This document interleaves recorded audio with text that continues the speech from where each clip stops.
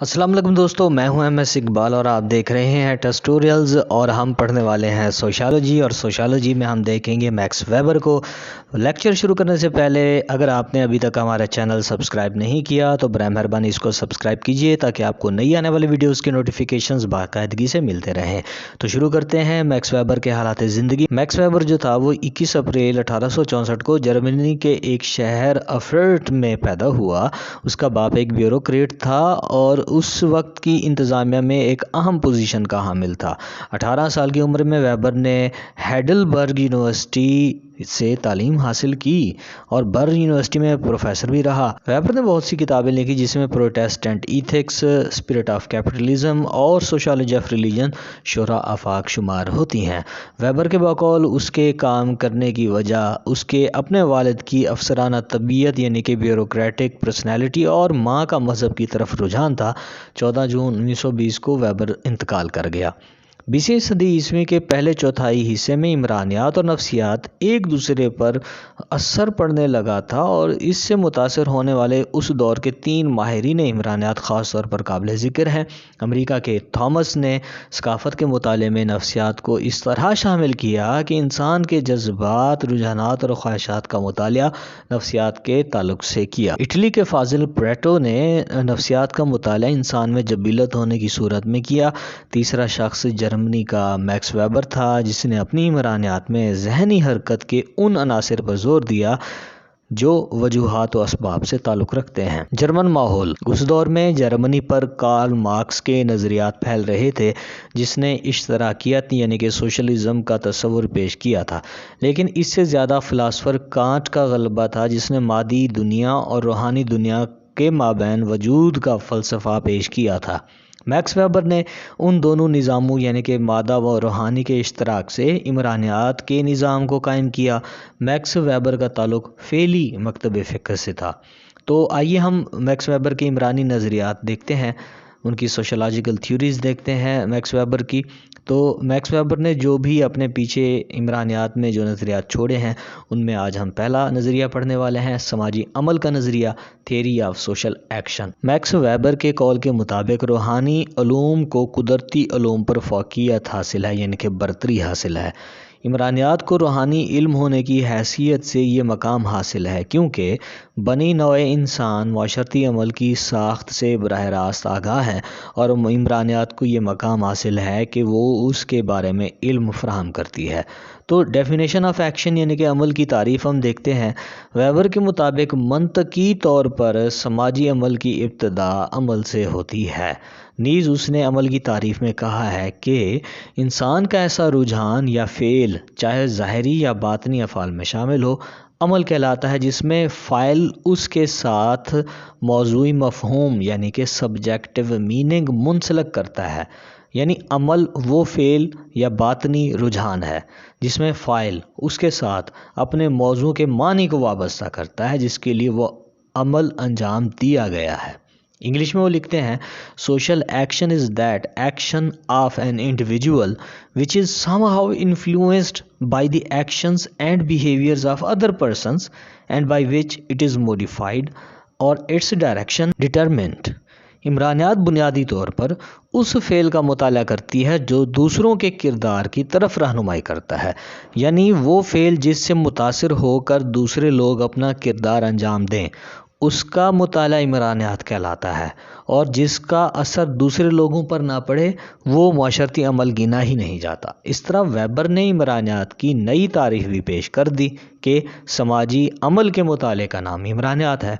Parsons نے بھی Weber کے اس نظریے کی تائید اس طرح کر دی کہ فعل میں انسانی کردار شامل ہے جب تک کہ فاعل اپنے فعل کے ساتھ موضوعی مفہوم منسلک کرتا ہے، یعنی جس مقصد کے لیے وہ فعل سر انجام دیا وہ بامعنی ہو اور اس فعل سے منطقی تعلق رکھتا ہو۔ اس صورت میں انسانی فعل انسان کے عام کردار کو متاثر کرے گا۔ ویبر کے ہاں سماجی عمل کردار کی وہ قسم ہے جس میں فاعل کے لیے بھی اس کے معنی موجود ہوتے ہیں۔ بامعنی وہ فعل ہے جو مشاہدہ ہو سکے اور جس کی شماریاتی انداز میں پیمائش بھی ہو سکے، کیونکہ جب تک کوئی فعل اپنے معنی یا مقصد نہیں رکھے گا خود فاعل کے لیے بے معنی ہوگا۔ فعل کے معنی کو سمجھنا۔ ویبر نے معنی کو سمجھنے کے دو مراحل بیان کیے ہیں۔ ایک تو یہ ہے کہ فعل کو براہ راست سمجھنا، جیسے 2 ضرب 2 برابر ہے 4۔ یہ طریقہ انسانی سلوک میں استعمال نہیں ہوتا، کیونکہ کردار اس انداز پر نہیں ہوتا کہ اسے ایک دوسرے کے ساتھ ضرب دی جائے یا جمع یا تفریق کر دیا جائے، کیونکہ انسانی سلوک کی پیمائش تکمیلی مقداروں میں ممکن نہیں، یعنی کہ آپ ہندسوں میں نہیں کر سکتے۔ یہ طریقہ قدرتی علوم میں استعمال ہوتا ہے۔ دوسرا ہے وضاحتی سمجھ۔ یہ طریقہ اس وقت استعمال ہوتا ہے جب ہم محرکات یعنی کہ موٹیوز کو سمجھنے کی کوشش کرتے ہیں۔ ایک محرک ایک بامانی یعنی کہ میننگ فل مرکب ہے جو فاعل یا مشاہدہ کرنے والے کو اس کے فعل یا رجحان یعنی کہ ایٹیٹیوڈ کی وجہ سے نظر آتا ہے۔ پس مناسب سماجی عمل اس وقت وجود میں آتا ہے جب ظاہری سلوک اور محرکات بامانی طور پر سمجھے جاتے ہوں۔ فعل کی اقسام، types of action. Max Weber نے فعل کی 4 اقسام بتائی ہیں۔ نمبر 1 پر ہے بامقصد معقول فعل۔ جب فعل کسی حالت کی طرف منسوب ہو اور اس کے کئی مقاصد و ذرائع ہوں، نیز فاعل اپنے ذرائع کو خالصتاً صلاحیت کی بنا پر منتخب کرنے کے لیے آزاد ہو، تو ایسا فعل یا مقصد معقول فعل ہوگا۔ اس فعل کے خواص یہ ہوئے کہ اس فعل کا تعلق کسی سماجی حالت سے ہوتا ہے۔ ایسے فعل کے ذرائع و مقاصد کئی ہوتے ہیں۔ فاعل کو مکمل آزادی حاصل ہو کہ وہ اس فعل کے ذریعے ذرائع اختیار کرے جن کی وہ صلاحیت رکھتا ہو۔ معلوم ہوا کہ ایسے فعل کی انجام دہی میں جو ذرائع درکار ہیں وہ فاعل کی صلاحیت پر مبنی ہوں اور فاعل ان ذرائع کے انتخاب میں آزاد ہو۔ بالحاظ اقدار فعل معقول ہو۔ جب صلاحیتوں کے مطابق ذرائع منتخب کر لیے جاتے ہیں اور مقاصد کا تعین پہلے ہی کر لیا جاتا ہے، ایسا فعل معقول ہوگا، یعنی اقدار کے لحاظ سے وہ فعل معقول کہلائے گا جس کے مقاصد کا تعین اس کے واقع ہونے سے پہلے ہی کر لیا گیا ہے اور فاعل کی صلاحیتوں کے مطابق اس کے ذرائع چن لیے جاتے ہیں۔ اس کے بعد ہے تیسرے نمبر پر مؤثر فعل۔ جب کسی فعل کے ذرائع اور مقاصد کے تعین میں جذباتی عناصر کام کرتے ہوں تو وہ مؤثر فعل کہلائے گا، جیسے محبت کے تعلقات۔ روایتی فعل کیا ہے؟ جب کسی فعل کے ذرائع اور مقاصد کا تعین رسم و رواج سے ہو تو ایسے فعل کو آپ روایتی کہتے ہیں۔ جیسے دنیا کے مختلف معاشروں میں شادی کی رسومات منائی جاتی ہیں، اس طرح مختلف معاشروں میں شادی کا فعل روایتی ہے۔